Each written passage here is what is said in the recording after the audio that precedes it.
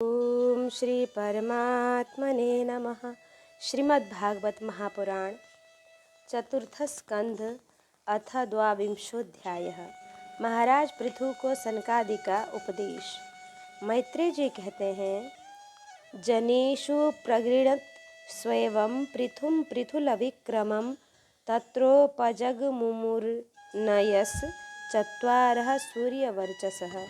जिस समय प्रजाजन परम पराक्रमी पृथ्वीपाल पृथु की इस प्रकार प्रार्थना कर रहे थे, उसी समय वहाँ सूर्य के समान तेजस्वी 4 मुनीश्वर आए। राजा और उनके अनुचरों ने देखा, तब पहचान लिया कि वे सिद्धेश्वर अपनी दिव्य कांति से संपूर्ण लोकों को पाप निर्मुक्त करते हुए आकाश से उतर कर आ रहे हैं। राजा के प्राण सनकादिकों का दर्शन करते ही जैसे विषयी जीव विषयों की ओर दौड़ता है, उनकी ओर चल पड़े, मानो उन्हें रोकने के लिए ही वे अपने सदस्यों को और अनुयायियों के साथ एकाएक ठहर उठकर खड़े हो गए। जब वे मुनिगण अर्घ्य स्वीकार कर आसन पर विराजमान हो गए, तब शिष्टाग्रणी पृथु ने उनके गौरव से प्रभावित हो विनयवश गर्दन झुकाए हुए उनकी विधिवत पूजा की। फिर उनके चरणों तक को अपने सिर के बालों पर छिटका। इस प्रकार शिष्ट जनोचित आचार का आदर तथा पालन करते उन्होंने यही दिखाया कि सभी सत्पुरुषों को ऐसा व्यवहार करना ही चाहिए। सनकादिक मुनीश्वर भगवान शंकर के भी अग्रज हैं। सोने के सिंहासन पर वे ऐसे सुशोभित हुए जैसे अपने अपने स्थानों पर अग्नि देवता। महाराज पृथु ने बड़ी श्रद्धा और संयम के साथ प्रेम पूर्वक उनसे कहा, अहो आचारितम किम में मंगलम मंगलायनः यस्य वो दर्शनम ह्य सिद्ध दुर्दशानाम च योगिभिः। मंगलमूर्ति मुनीश्वरों, आपके दर्शन तो योगियों को भी दुर्लभ है। मुझसे ऐसा क्या पुण्य बना है जिससे स्वतः आपका दर्शन प्राप्त हुआ। जिस पर ब्राह्मण अथवा अनुचरों सहित श्री शंकर या विष्णु भगवान प्रसन्न हो, उसके लिए यह लोक और परलोक में कौन सी वस्तु दुर्लभ है। इस दृश्य प्रपंच के कारण महत्त्व आदि यद्यपि सर्वगत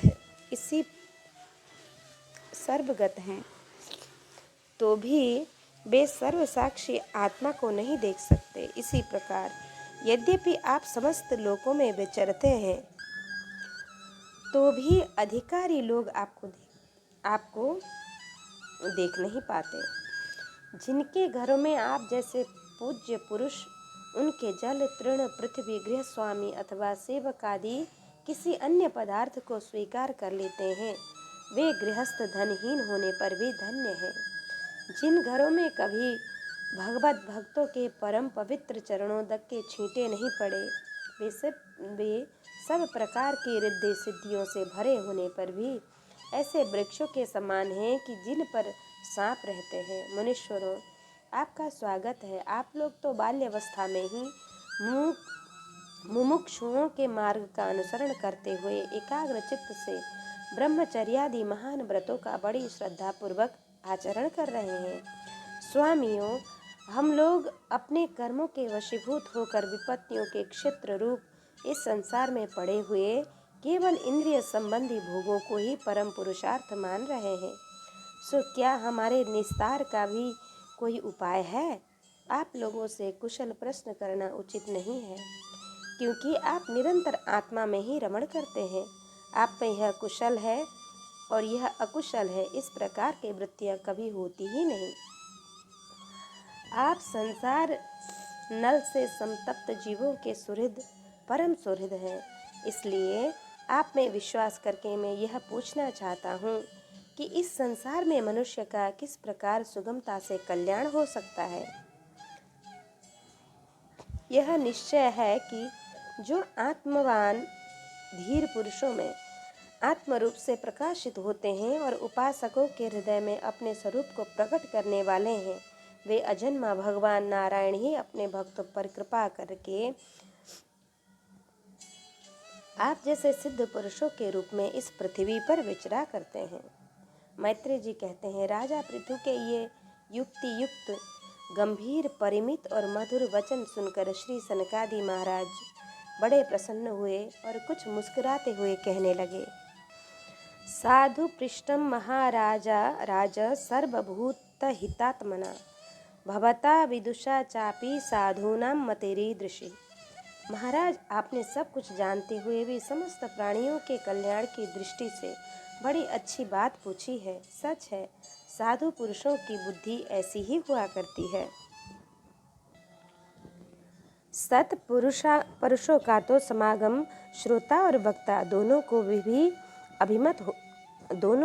अभिमत होता है, क्योंकि उनके प्रश्नोत्तर सभी का कल्याण करते हैं। राजन, श्री मधुसूदन भगवान के चरण कमलों के गुणानुवाद में अवश्य ही आपकी अविचल प्रीति है। हर किसी को इसका प्राप्त होना बहुत कठिन है और प्राप्त हो जाने पर यह हृदय के भीतर रहने वाली उस वासना रूप मन को सर्वथा नष्ट कर देती है।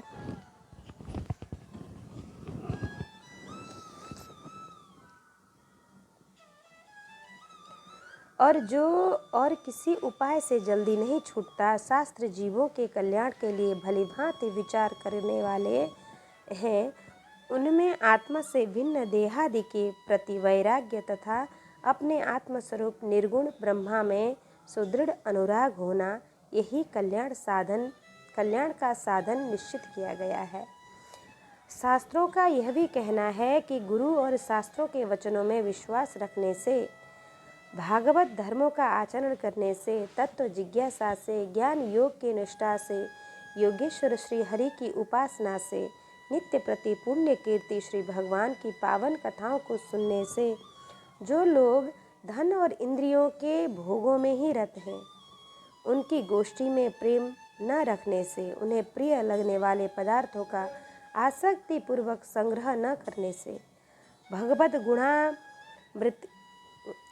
गुणामृत का पान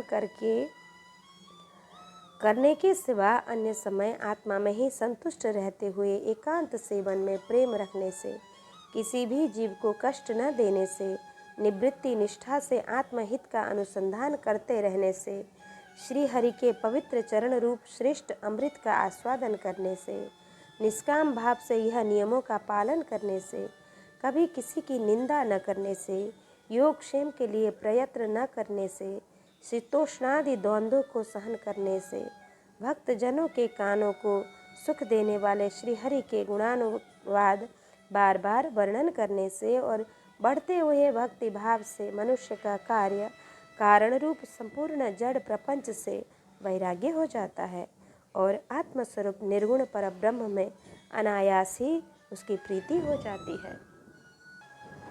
परब्रह्म में सुदृढ़ प्रीति हो जाने पर पुरुष सद्गुरु की शरण लेता है। फिर ज्ञान और वैराग्य के बल पर कारण वासना शून्य हुए अपने अविद्या की 5 प्रकार के क्लेशों से युक्त अहंकारात्मक अपने लिंग शरीर को वह इसी प्रकार भस्म कर देता है जैसे अग्नि लकड़ी से प्रकट होकर फिर उसी को जला डालती है। इस प्रकार लिंग देह का नाश हो जाने पर वह उसके कर्तृत्वादि सभी गुणों से मुक्त हो जाता है। फिर तो जैसे स्वप्नावस्था में तरह तरह के पदार्थ देखने पर भी उससे जग पड़ने पर उनमें से कोई चीज़ दिखाई नहीं देती, इसी प्रकार वह पुरुष शरीर के बाहर दिखाई देने वाले घट पटादि और भीतर अनुभव होने वाले सुख दुखादि को भी नहीं देखता। इसी स्थिति के प्राप्त होने से पहले ही पदार्थ ही जीवात्मा और परमात्मा के बीच में रहकर उनका भेद कर रहे थे। तब जब तक अंतःकरण रूप उपाधि रहती है तभी तक पुरुषों को जीवात्मा इंद्रियों के विषय और इन दोनों का संबंध कराने वाले अहंकार का अनुभव होता है, इसके बाद नहीं। बाह्य जगत में भी देखा जाता है कि जल दर्पण आदि निमित्तों के रहने पर ही अपने बिंब और प्रतिबिंब का भेद दिखाई देता है, अन्य समय नहीं। जो लोग विषय चिंतन में लगे रहते हैं उनकी इंद्रियां विषयों में फंस जाती हैं तथा मन को भी उन्हीं की ओर खींच लेती हैं। फिर तो जैसे जलाशय के तीर पर उगे हुए कुशादि अपनी जड़ों से उसका जल खींचते रहते हैं, उसी प्रकार वह इंद्रियासक्त मन बुद्धि की विचार शक्ति को क्रमशः हर लेता है।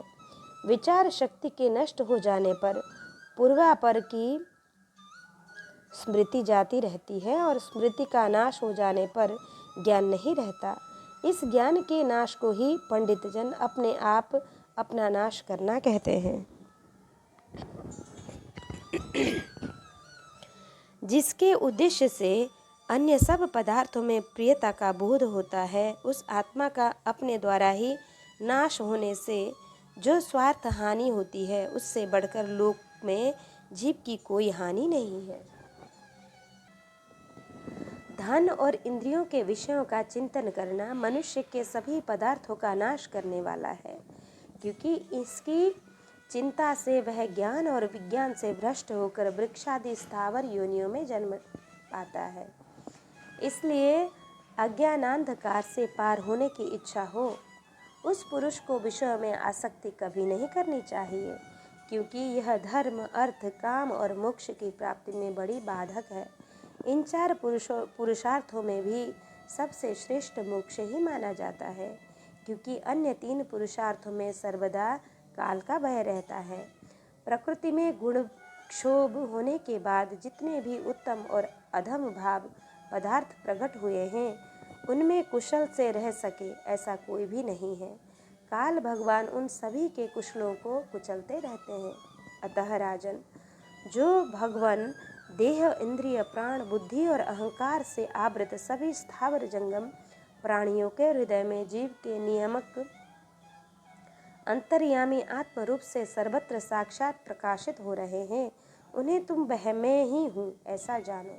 जिस प्रकार माला का ज्ञान हो जाने पर उसमें सर्प बुद्धि नहीं रहती, उसी प्रकार विवेक होने पर जिसका कहीं पता नहीं लगता, ऐसा यह मायामय प्रपंच जिसमें कार्य कारण रूप से प्रतीत हो रहा है और जो स्वयं कर्म फल कलुषित प्रकृति से परे है, उस नित्य मुक्त निर्मल और ज्ञान स्वरूप परमात्मा को मैं प्राप्त हो रहा हूँ।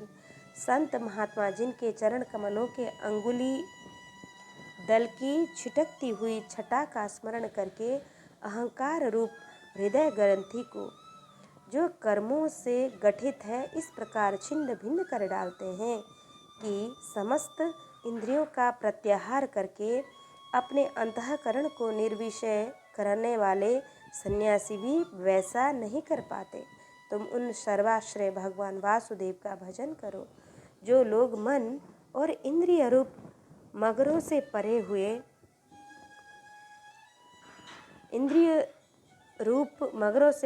भरे हुए इस संसार सागर को योगादि दुष्कर साधनों से पार करना चाहते हैं। उनका उस पार पहुंचना कठिन ही है, क्योंकि उन्हें कर्णधार रूप श्री हरि का आश्रय नहीं है।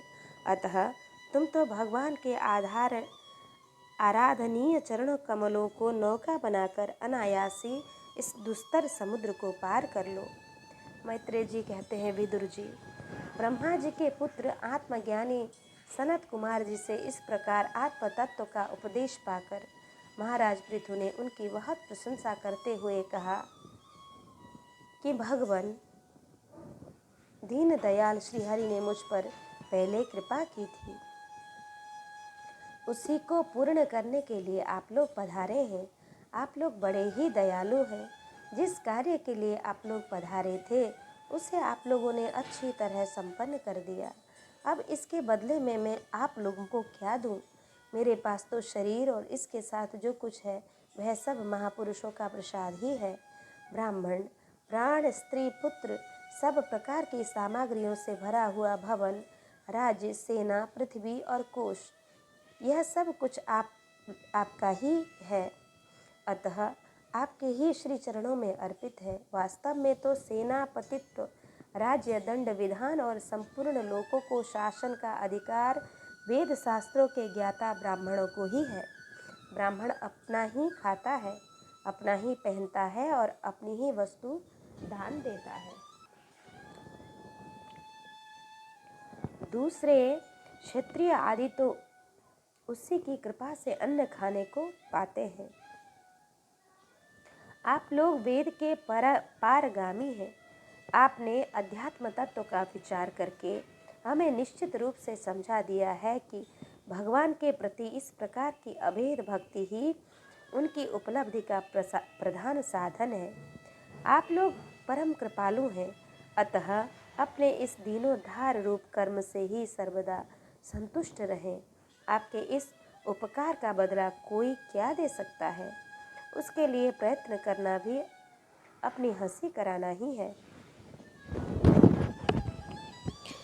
मैत्री जी कहते हैं, विदुर जी,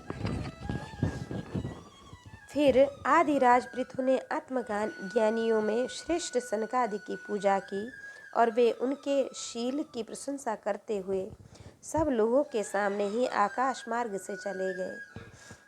महात्माओं में अग्रगण्य महाराज पृथु उनसे आत्मोपदेश पाकर चित्त की एकाग्रता से आत्मा में ही स्थित रहने के कारण अपने को कृतकृत्य सा अनुभव करने लगे। वे ब्रह्मार्पण बुद्धि से समय, स्थान, शक्ति, न्याय और धन के अनुसार सभी कर्म करते थे।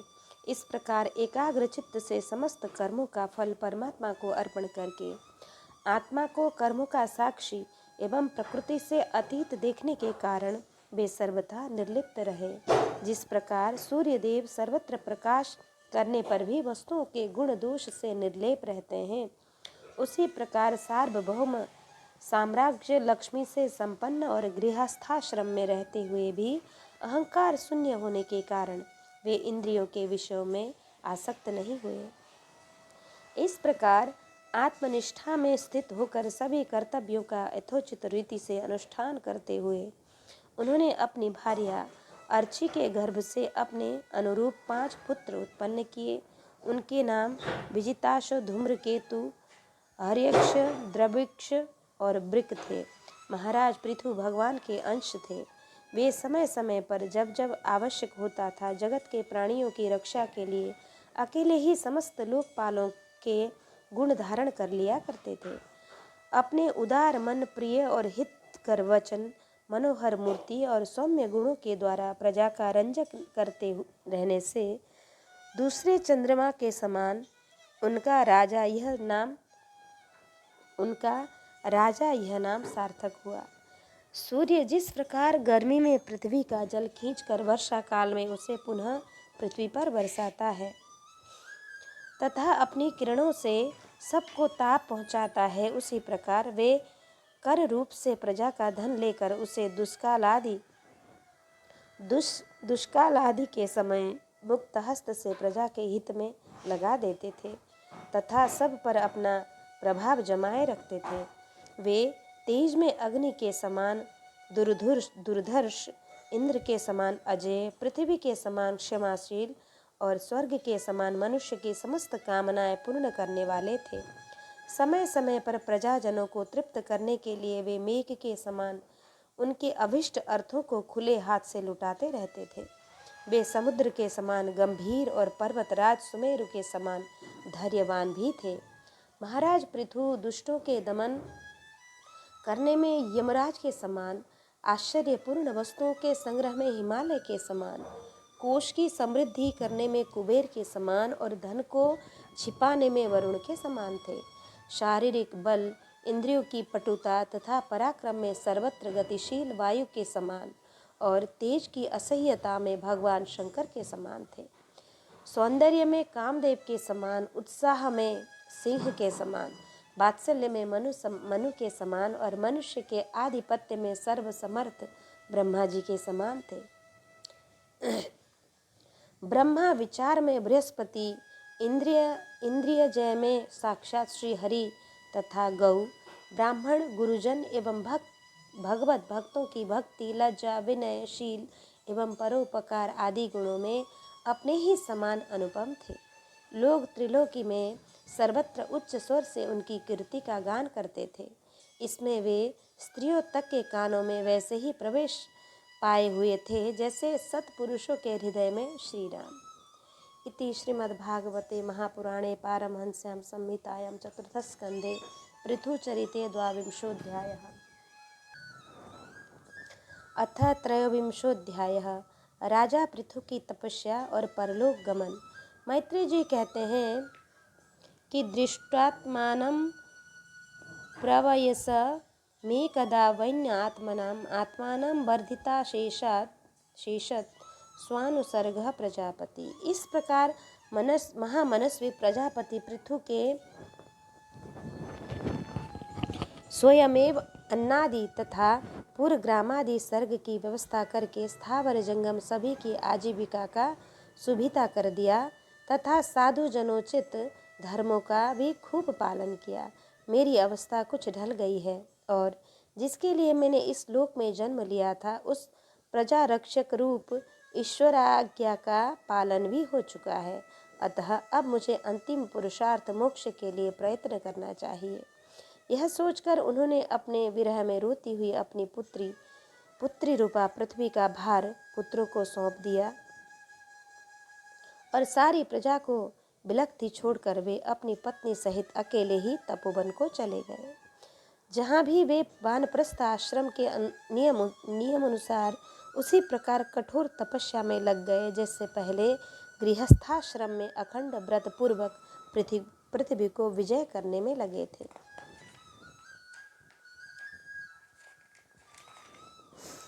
कुछ दिन तो उन्होंने कंद मूल फल खाकर बिताए, कुछ काल सूखे पत्ते खाकर रहे, फिर कुछ पखवाड़ों तक जल पीकर ही रहे और इसके बाद केवल वायु से ही निर्वाह करने लगे। वीरवर पृथु मनुवृत्ति से रहते थे। वीरवर पृथु मुनिवृत्ति से मुनियों की तरह रहते थे। गर्मियों में उन्होंने पंचाग्नियों का सेवन किया।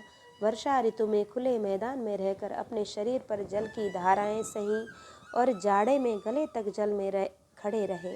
वे प्रतिदिन मिट्टी की वेदी पर ही शयन करते थे। उन्होंने शीतोष्णादि सब प्रकार के द्वंद्वों को सहा तथा वाणी और मन का संयम करके ब्रह्मचर्य का पालन करते हुए प्राणों को अपने अधीन किया। इस प्रकार श्री कृष्ण की आराधना करने के लिए उन्होंने उत्तम तप किया। इस क्रम से उनकी तपस्या बहुत पुष्ट हो गई और उसके प्रभाव से कर्म मल नष्ट हो जाने के कारण उनका चित्त सर्वथा शुद्ध हो गया। प्राणायाम के द्वारा मन और इंद्रियों के निरुद्ध हो जाने से उनका विषय वासना जनित बंधन भी कट गया।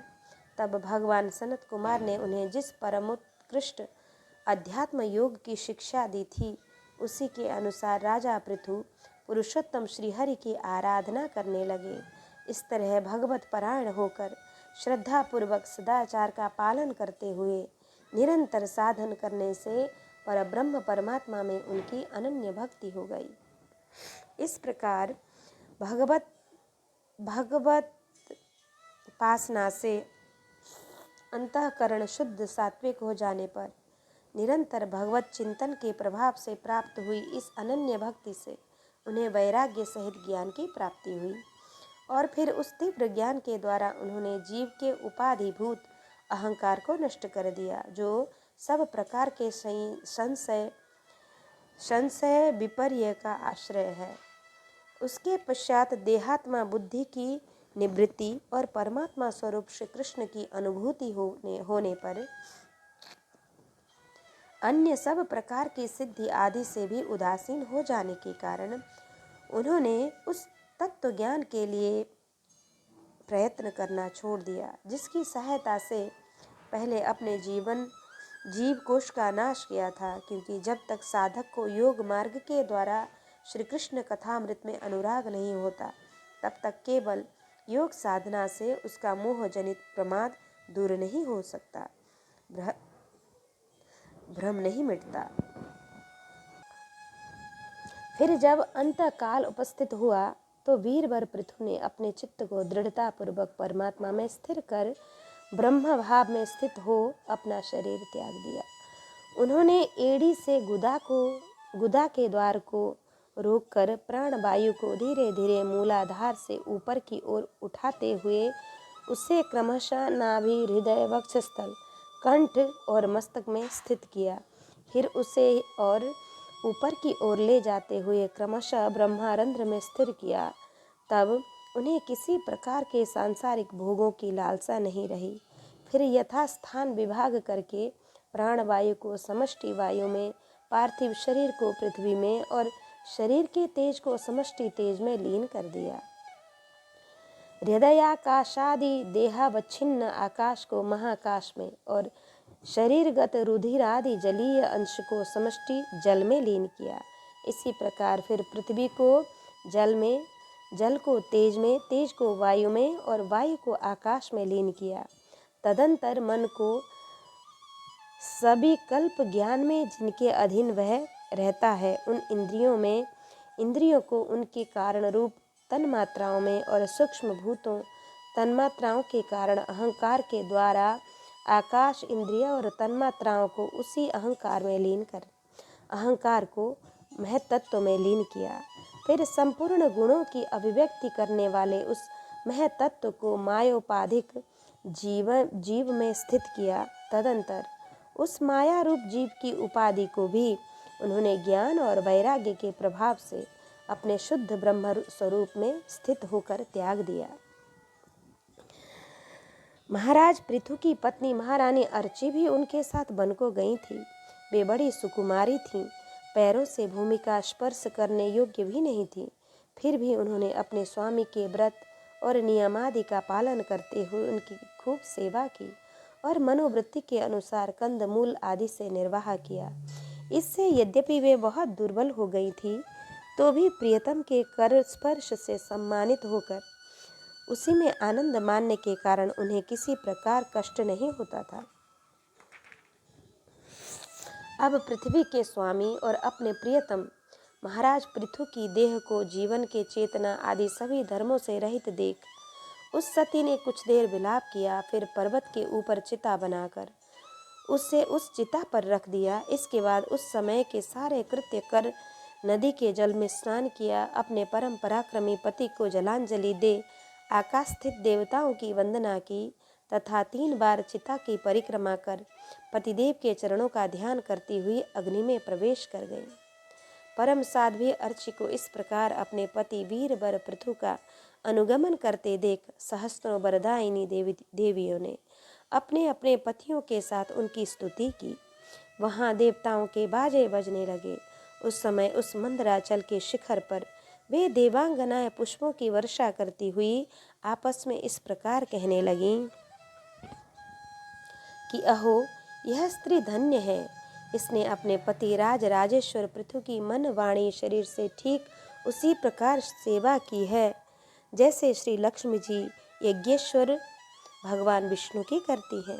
अवश्य ही अपने अचिंत्य कर्म के प्रभाव से यह सती हमें भी लांघकर अपने पति के साथ उच्चतर लोक को जा रही हैं। इस लोक में कुछ ही दिनों तक जीवन होने पर भी जो लोग भगवान के परम पद की प्राप्ति करने वाला आत्मज्ञान प्राप्त कर लेते हैं, उनके लिए संसार में कौन पदार्थ दुर्लभ है। अतः जो पुरुष बड़ी कठिनता से भूलोक में मोक्ष का साधन स्वरूप मनुष्य शरीर पाकर भी विषयों में आसक्त रहता है, वह निश्चय ही आत्मघाती है। हाय हाय, वह ठगा गया।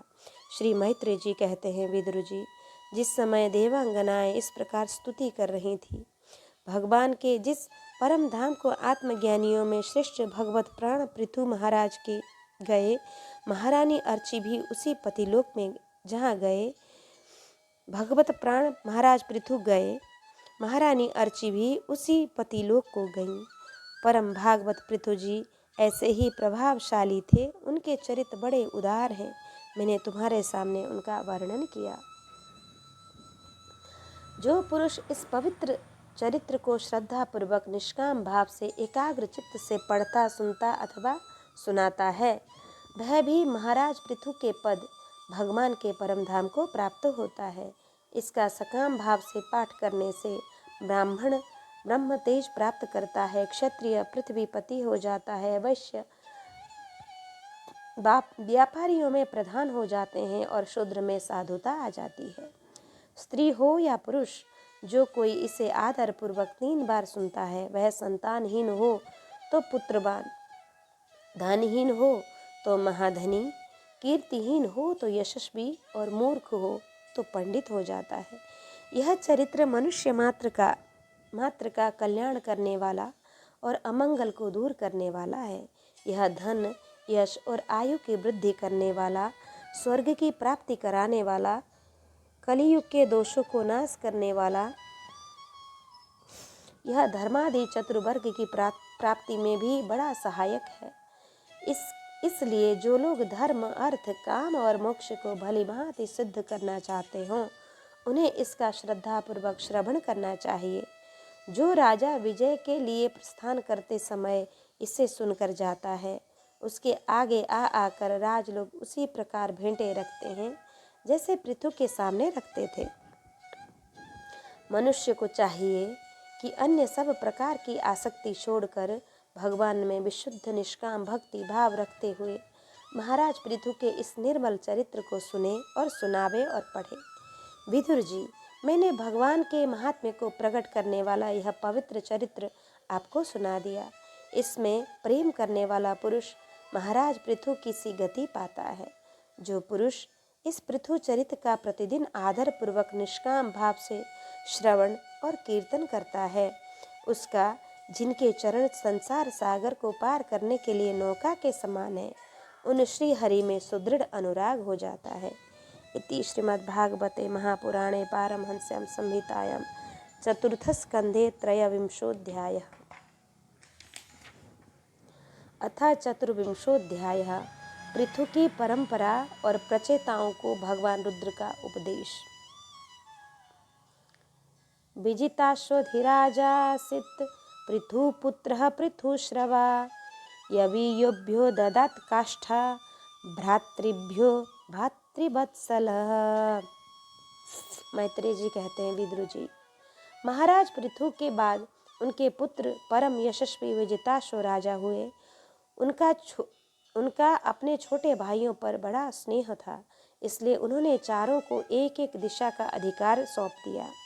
राजा विजिताश्व ने हर्यक्ष को पूर्व, धूम्रकेतु को दक्षिण, वृक को पश्चिम और द्रविड़ को उत्तर दिशा का राज्य दे दिया। उन्होंने इंद्र से अंतर्ध्यान होने की शक्ति प्राप्त की थी, इसलिए उन्हें अंतर्ध्यान भी कहते थे। उनकी पत्नी का नाम शिखंडिनी था। उससे उनके 3 सुपुत्र हुए। उनके नाम पावक, पवमान और सुचि थे। पूर्व काल में वशिष्ठ जी का शाप होने के उपयुक्त नाम से अग्नियों ने ही उनके रूप में जन्म लिया था। आगे चलकर योग मार्ग से ये फिर अग्निरूप हो गए। अंतर्धान के नवस्वती नाम की पत्नी से एक और पुत्र रत्न आविर्धान प्राप्त हुआ। महाराज अंतर्धान बड़े उदार पुरुष थे। जिस समय इंद्र उनके पिता के अश्वमेध यज्ञ का घोड़ा हर कर ले गए थे, उन्होंने पता लग जाने पर भी उनका वध नहीं किया था। राजा अंतर्धान ने कर लेना, दंड लेना, जुर्माना वसूल करना आदि कर्तव्यों को बहुत कठोर एवं दूसरों के लिए कष्टदायक समझकर एक दीर्घकालीन यज्ञ में दीक्षित होने के बहाने अपना राजकार्य छोड़ दिया। यज्ञ कार्य में लगे रहने पर भी उन आत्मज्ञानी राजा ने भक्त भय भंजन पूर्णतम परमात्मा की आराधना करके सुदृढ़ समाधि के द्वारा भगवान के दिव्य लोक को प्राप्त किया। विदुर जी, आविर्धान की पत्नी आविर्धानी ने बर्हिषद, गया, शुक्ल, कृष्ण, सत्य और जितव्रत नाम के 6 पुत्र पैदा किए। कुरुश्रेष्ठ विदुर जी, इसमें हविर्धान के पुत्र महाभाग बर्हिषद यज्ञादि कर्मकांड और योग्याभ्यास में कुशल थे। उन्होंने प्रजापति का पद प्राप्त किया। उन्होंने एक स्थान के बाद दूसरे स्थान में लगातार इतने यज्ञ किए कि यह सारी भूमि पूर्व की ओर अग्रभाग करके फैलाए हुए कुशों से पट गई थी। इससे आगे चलकर ये प्राचीन बर्ही नाम से विख्यात हुए। राजा प्राचीन बर्ही ने ब्रह्मा जी के कहने से समुद्र की कन्या शतद्रुति से विवाह किया। सर्वांग सुंदरी किशोरी शतद्रुति सुंदर वस्त्राभूषणों से सज धरकर विवाह मंडप में जब भावर देने के लिए घूमने लगी, तब स्वयं अग्निदेव भी मोहित होकर उसे वैसे ही चाहने लगे जैसे शुकी को चाहा था। नव विवाहिता शतद्रुति ने अपने नुपुरों की झनकार से ही दिशा विदिशाओं के देवता, असुर, गंधर्व, मुनि, सिद्ध, मनुष्य और नाग सभी को वश में कर लिया था। शतद्रुति के गर्भ से प्राचीन वरही के प्रचेता नाम के 10 पुत्र हुए। वे सब के सब बड़े धर्मज्ञ तथा एक से नाम और आचरण वाले थे। तब पिता ने उन्हें संतान उत्पन्न करने का आदेश दिया। तब उन सब ने तपस्या करने के लिए समुद्र में प्रवेश किया। 10,000 वर्ष तक तपस्या करते हुए उन्होंने तप का फल देने वाले श्री हरि की आराधना की। घर से तपस्या के लिए जाते समय मार्ग में श्री महादेव जी ने उन्हें दर्शन देकर कृपा पूर्वक जिस तत्व का उपदेश दिया था उसी का ये एकाग्रता पूर्वक ध्यान, जप और पूजन करते थे। विदुर जी ने पूछा, ब्राह्मण, मार्ग में प्रचेताओं को श्री महादेव जी के साथ किस प्रकार आगमन हुआ और उन पर प्रसन्न होकर भगवान शंकर ने उन्हें क्या उपदेश किया, यह सारयुक्त बात कृपा करके मुझे कहिए। ब्रह्मर्षि, शिवजी के साथ समागम होना तो देहधारियों के लिए बहुत कठिन है, औरों की तो बात ही क्या है। मुनिजन भी सब प्रकार की आसक्ति छोड़कर उन्हें पाने के लिए उनका निरंतर ध्यान ही किया करते हैं, किंतु सहज में पाते नहीं। यद्यपि भगवान शंकर आत्मराम हैं, उन्हें अपने लिए न कुछ करना है न पाना है, तो भी इस लोक सृष्टि की रक्षा के लिए वे अपनी घोर रूपा शक्ति शिवा के साथ सर्वत्र विचरते रहते हैं। मैत्रेय जी ने कहा, विदुर जी साधु स्वभाव प्रचेतागण पिता की आज्ञा शिरोधार्य कर तपस्या में चित्त लगाकर पश्चिम की ओर चल दिए। चलते चलते उन्होंने समुद्र के समान विशाल एक सरोवर देखा। वहाँ महापुरुषों के चित्त के समान बड़ा ही स्वच्छ था तथा उसमें रहने वाले मत्स्यादि जलजीव भी प्रसन्न जान पड़ते थे। उसमें नील कमल, लाल कमल, रात में, दिन में और सायंकाल में खिलने वाले कमल तथा इंदिवर आदि अन्य कई प्रकार के कमल सुशोभित थे। उसके तटों पर हंस, सारस, चकवा और कारंडव आदि जलपक्षी चहक रहे थे। उसके चारों ओर तरह तरह के वृक्ष और लताएं थीं। उन पर मतवाले भौरे गूंज रहे थे। उनकी मधुर ध्वनि से हर्षित होकर मानो उन्हें रोमांच हो रहा था। कमल शोक के पराग पुंज वायु के झरोखों से चारों ओर उड़ रहे थे, मानो वहाँ कोई उत्सव हो रहा है। वहाँ मृदंग, पणव आदि बाजे के साथ अनेकों दिव्य राग रागिनियों के क्रम से गायन की मधुर ध्वनि सुनकर उन राजकुमारों को बड़ा आश्चर्य हुआ। इतने में ही उन्होंने देखा कि देवादिदेव भगवान शंकर अपने अनुचरों सहित उस सरोवर से बाहर आ रहे हैं।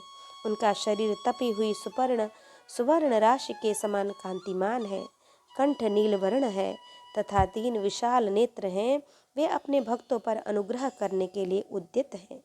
अनेकों गंधर्व उनका सुयस गा रहे हैं। उनका सहसा दर्शन पाकर प्रचेताओं को बड़ा कुतूहल हुआ और उन्होंने शंकर जी के चरणों में प्रणाम किया। तब शरणागत भयहारी धर्म वत्सल भगवान शंकर ने अपने दर्शन से प्रसन्न हुए उन धर्मज्ञ और शील संपन्न राजकुमारों से प्रसन्न होकर कहा, यूयं वेदिषदः पुत्रा विदितं वश्चिकीर्षितम् अनुग्रहाय भद्रं व एवं में दर्शनम कृतम। श्री महादेव जी बोले कि तुम लोग राजा प्राचीन वरही के पुत्र हो, तुम्हारा कल्याण हो। तुम जो कुछ करना चाहते हो वह भी मुझे मालूम है। इस समय तुम लोगों पर कृपा करने के लिए ही मैंने तुम्हें इस प्रकार दर्शन दिया है। जो व्यक्ति अव्यक्त प्रकृति तथा जीव संयक पुरुष, इन दोनों के नियामक भगवान वासुदेव की साक्षात शरण लेता है, वह मुझे परम प्रिय है।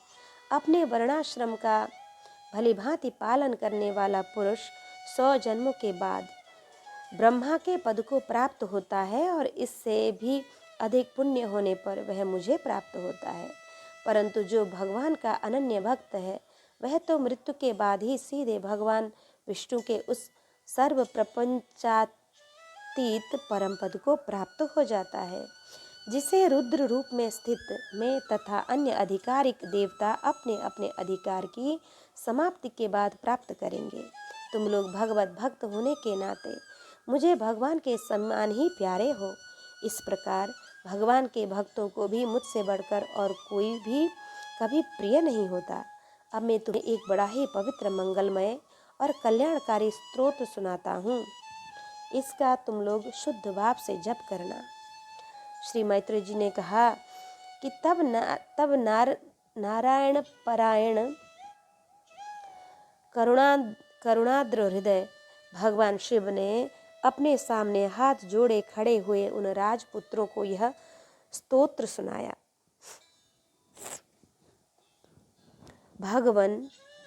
भगवान रुद्र स्तुति करने लगे कि भगवान आपका उत्कर्ष उच्च कोटि के आत्मज्ञानियों के कल्याण के लिए, निजानंद लाभ के लिए है। उससे मेरा भी कल्याण हो। आप सर्वदा अपने निरतिशय परमानंद स्वरूप में स्थित रहते हैं। ऐसे सर्वात्मक आत्म स्वरूप आपको नमस्कार है। आप पद्मनाभ समस्त लोगों के आदि कारण हैं। सर्व सूक्ष्म तन्मात्रा और इंद्रियों के नियंता, शांत, एक रस और स्वयं प्रकाश वासुदेव चित्त के अधिष्ठाता भी आप ही हैं। आपको नमस्कार है। आप ही सूक्ष्म, अव्यक्त, अनंत और मुखाग्नि के द्वारा संपूर्ण लोगों का संहार करने वाले अहंकार के अधिष्ठाता, संकर्षण तथा जगत के प्रकृष्ट ज्ञान के उद्गम स्थान, बुद्धि के अधिष्ठाता प्रद्युम्न है। आपको नमस्कार है। आप ही इंद्रियों के स्वामी, मनस तत्व के अधिष्ठाता भगवान अनिरुद्ध हैं। आपको बार बार नमस्कार है। आप अपने तेज से जगत को व्याप्त करने वाले सूर्य देव हैं। पूर्ण होने के कारण आप में वृद्धि और क्षय नहीं होता। आपको नमस्कार है। आप स्वर्ग और मोक्ष के द्वार तथा निरंतर पवित्र हृदय में रहने वाले हैं। आपको नमस्कार है। आप ही सुवर्ण रूप वीर्य से युक्त और चातुर्होत्र कर्म के साधन तथा विस्तार करने वाले अग्निदेव हैं। आपको नमस्कार है। आप पितर और देवताओं के पोषक सोम तथा तीनों वेदों के अधिष्ठाता हैं। हम आपको नमस्कार करते हैं। आप ही समस्त प्राणियों को तृप्त करने वाले सर्वरस जल रूप हैं। आपको नमस्कार है। आप समस्त प्राणियों के देह, पृथ्वी और विराट स्वरूप हैं तथा त्रिलोक की रक्षा करने वाले मानसिक, इंद्रियिक और शारीरिक शक्ति स्वरूप वायु प्राण है। आपको नमस्कार है। आप ही अपने गुण शब्द के द्वारा समस्त पदार्थों का ज्ञान कराने वाले तथा बाहर भीतर भेद कराने वाले आकाश हैं तथा आप ही महान पुण्यों से प्राप्त होने वाले परम तेजोमय स्वर्ग वैकुंठादि लोक हैं। आपको पुनः पुनः नमस्कार है। आप पितृलोक की प्राप्ति कराने वाले पवित्र कर्म रूप और देवलोक की प्राप्ति के साधन निवृत्ति कर्म स्वरूप हैं तथा आप ही धर्म के अधर्म के फलस्वरूप सुख दुखदायक मृत्यु हैं। आपको नमस्कार है। नाथ, आप ही पुराण पुरुष तथा सांख्य और योग के अधीश्वर भगवान श्री कृष्ण हैं। आप सब प्रकार की कामनाओं की पूर्ति के कारण साक्षात मंत्र मूर्ति और महान धर्म स्वरूप हैं। आपकी ज्ञान शक्ति किसी भी प्रकार कुंठित होने वाली नहीं है। आपको नमस्कार है। नमस्कार है। आप ही कर्ता, करण और कर्म तीनों शक्तियों के एकमात्र आश्रय हैं। आप ही अहंकार के अधिष्ठाता रुद्र हैं। आप ही ज्ञान और क्रिया स्वरूप हैं तथा आपसे ही परा, पश्यंती, मध्यम और वैखरी चार प्रकार की वाणी की अभिव्यक्ति होती है। आपको नमस्कार है। हमें आपके दर्शनों की अभिलाषा है। अतः आपके भक्तजन जिसका पूजन करते हैं और जो आपके निज जनों को अत्यंत प्रिय हैं। अपने उस अनूप रूप की आप हमें झांकी कराइए। आपका वह रूप अपने गुणों से समस्त इंद्रियों को तृप्त कराने वाला है। वह वर्षाकालीन मेघ के समान स्निग्ध श्याम और संपूर्ण सौंदर्यों का सार सर्वस्व है। सुंदर चार विशाल भुजाएं, महामनोहर मुखारविंद, कमल दल के समान नेत्र और सुंदर भौहें, सुघड़ नासिका, मनोमोहिनी दंत पंक्ति, अमोल कपोल युक्त मनोहर मुखमंडल और शोभाशाली समान कर्ण युगल हैं।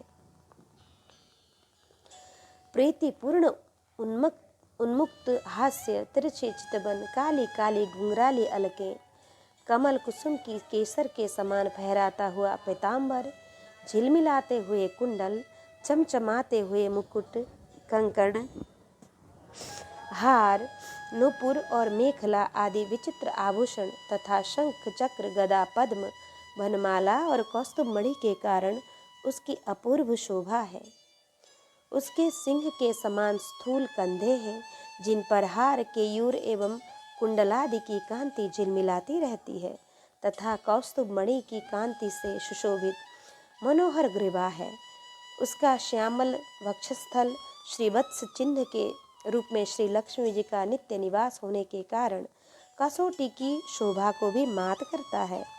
उसका त्रिबली से सुशोभित पीपल के पत्ते के समान सुडोल उदर श्वास के आने जाने से हिलता हुआ बड़ा ही मनोहर जान पड़ता है। उसमें जो भंवर के समान चक्करदार नाभि है, वह इतनी गहरी है कि उसमें उत्पन्न हुआ यह विश्व मानो फिर उसी में लीन होना चाहता है। श्याम वर्ण कटिभाग में पीताम्बर और सुवर्ण की मेखला शोभायमान है। समान और सुंदर चरण, पिंडली, जांग और घुटनों के कारण आपका दिव्य विग्रह बड़ा ही सुघड़ जान पड़ता है। आपके चरण कमलों की शोभा शरद ऋतु के कमल दल की कांति का भी तिरस्कार करती है।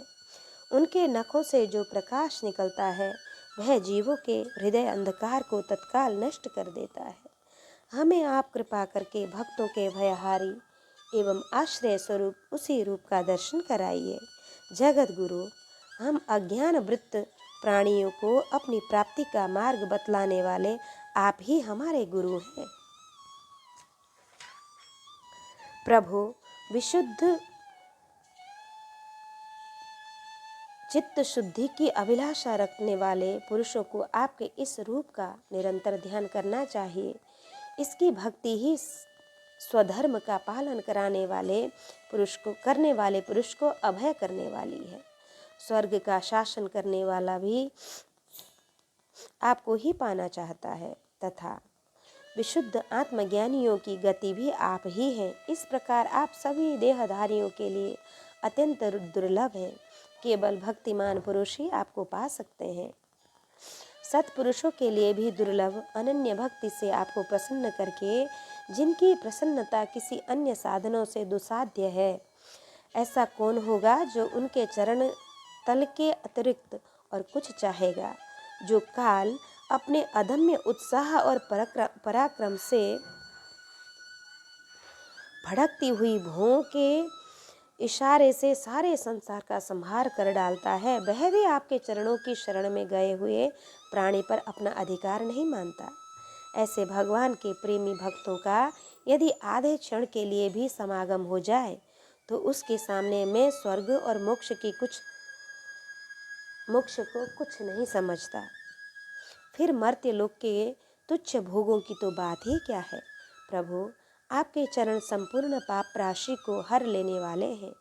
हम तो केवल यही चाहते हैं कि जिन लोगों ने आपकी कीर्ति और तीर्थ गंगा जी में आंतरिक और बाह्य स्नान करके मानसिक और शारीरिक दोनों प्रकार के पापों को धो डाला है तथा जो जीवों के प्रति दया, राग, द्वेष रहित चित्त तथा सरलता आदि गुणों से युक्त हैं, उन आपके भक्त जनों का संग हमें सदा प्राप्त होता रहे, यही हम पर बड़ी कृपा होगी।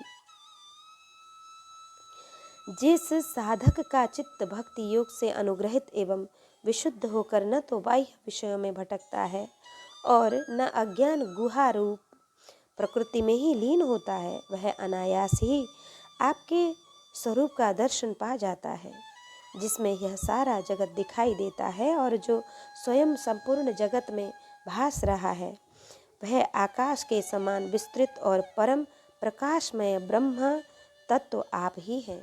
भगवान, आपकी माया अनेक प्रकार के रूप धारण करती है। इसी के द्वारा आप इस प्रकार जगत की रचना, पालना और संहार करते हैं जैसे यह कोई सद वस्तु हो, किंतु इससे आपके किसी प्रकार का विकार नहीं आता। माया के कारण दूसरे लोकों में ही भेद बुद्धि उत्पन्न होती है।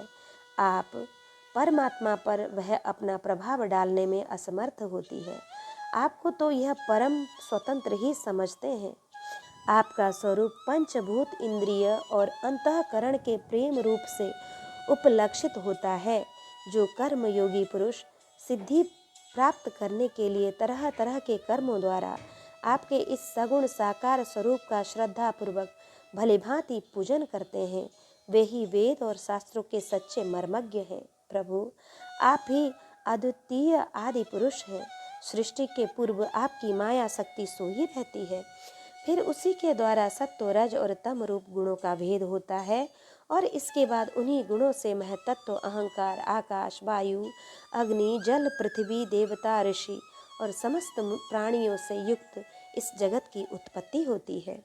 फिर आप अपनी ही माया शक्ति से रचे हुए इस जरायुज, अंडज, स्वेदज और उद्भिज भेद से 4 प्रकार के शरीर में अंश रूप से प्रवेश कर जाते हैं। और जिस प्रकार मधुमक्खियां अपने ही उत्पन्न किए हुए मधु का आस्वादन करती है, उसी प्रकार वह आपका अंश उन शरीरों में रहकर इंद्रियों के द्वारा इन तुच्छ विषयों को भोगता है। आपके उस अंश को पुरुष या जीव कहते हैं। प्रभु, आपका तत्व ज्ञान प्रत्यक्ष से नहीं अनुमान से होता है। प्रलय काल उपस्थिति होने पर काल स्वरूप आप ही अपने प्रचंड एवं असह्य वेग से पृथ्वी आदि भूतों को अन्य भूतों से विचलित कराकर समस्त लोकों का संहार कर देते हैं। जैसे वायु अपने असहनीय एवं प्रचंड झोंकों से मेघ के द्वारा ही मेघ को तितर पितर करके नष्ट कर डालती है। भगवान, यह मोहग्रस्त जीव प्रमादवश हर समय इसी चिंता में रहता है। अमुक कार्य करना है, इसका लोभ बढ़ गया है और इससे विषयों की ही लालसा बनी रहती है, किंतु आप सदा ही सजग रहते हैं। भूख से जीव लपलपाता हुआ सर्प जैसे चूहे को चट कर जाता है, उसी प्रकार आप अपने काल स्वरूप उसे सहसा लील जाते हैं। आपकी अवहेलना करने के कारण अपनी आयु को व्यर्थ मानने वाला ऐसा कौन विद्वान होगा जो आपके चरण कमलों को विसारेगा। इसकी पूजा तो काल की आशंका से ही हमारे पिता ब्रह्मा जी और स्वयंभुव आदि 14 मनुओं ने भी बिना कोई विचार किए केवल श्रद्धा से ही की थी। ब्राह्मण, इस प्रकार सारा जगत रुद्र रूप काल के भय से व्याकुल है। अतः परमात्मन, इस तत्व को जानने वाले हम लोगों के तो इस समय आप ही सर्वथा भयशून्य आश्रय हैं। राजकुमारों, तुम लोग विशुद्ध भाव से धर्म का आचरण करते हुए भगवान में चित्त लगाकर मेरे कहे हुए इस स्तोत्र का जप करते रहो। भगवान तुम्हारा मंगल करेंगे। तुम लोग अपने अंतःकरण में स्थित उन सर्वभूतांतर्यामी परमात्मा श्री हरि की ही बार बार स्तवन और चिंतन करते हुए पूजन करो। मैंने तुम्हें यह योगादेश नाम का स्तोत्र सुनाया है। तुम लोग इसे मन से धारण कर मुनि व्रत का आचरण करते हुए इसका एकाग्र चित्त से आदर पूर्वक अभ्यास करो। यह स्तोत्र पूर्व काल में जगत विस्तार के इच्छुक प्रजापतियों के पति भगवान ब्रह्मा जी ने प्रजा उत्पन्न करने की इच्छा वाले हम भृगु आदि अपने पुत्रों को सुनाया था। जब हम प्रजापतियों को प्रजा का विस्तार करने की आज्ञा हुई, तब इसी के द्वारा हमने अपना अज्ञान निवृत्त करके अनेक प्रकार की प्रजा उत्पन्न की। अब भी जो भगवत परायण पुरुष इसका एकाग्र चित्त से नित्य प्रति जप करेगा, उसका शीघ्र ही कल्याण हो जाएगा। इस लोक में सब प्रकार के कल्याण साधनों में मोक्षदायक ज्ञान ही सबसे श्रेष्ठ है। ज्ञान नौका पर चढ़ा हुआ पुरुष अनायास ही इस दुस्तर संसार सागर को पार कर लेता है। यद्यपि भगवान की आराधना बहुत कठिन है, किंतु मेरे कहे हुए इस स्तोत्र का जो श्रद्धापूर्वक पाठ करेगा, वह सुगमता से उनकी प्रसन्नता प्राप्त कर लेगा। भगवान ही संपूर्ण कल्याण साधनों के एकमात्र प्यारे प्राप्तव्य हैं। अतः मेरे गाए हुए इस स्तोत्र के गान से उन्हें प्रसन्न करके वह स्थिर चित्त होकर उनसे जो कुछ चाहेगा प्राप्त कर लेगा। जो पुरुष उस काल में उठकर इसे श्रद्धापूर्वक हाथ जोड़कर सुनता या सुनाता है, वह सब प्रकार के कर्म बंधनों से मुक्त हो जाता है। राजकुमारों, मैंने तुम्हें जो यह परम पुरुष परमात्मा का स्तोत्र सुनाया है, इसे एकाग्र चित्त से जपते हुए तुम महान तपस्या करो। तपस्या पूर्ण होने पर इसी से तुम्हें अभिष्ट फल प्राप्त हो जाएगा। इति श्रीमद्भागवते महापुराणे पारमहंस्यां संहितायां चतुर्थस्कन्धे रुद्रगीतं नाम चतुर्विंशोऽध्यायः। कृष्णाय वासुदेवाय हरये परमात्मने प्रणतक्लेशनाशाय गोविन्दाय नमो नमः।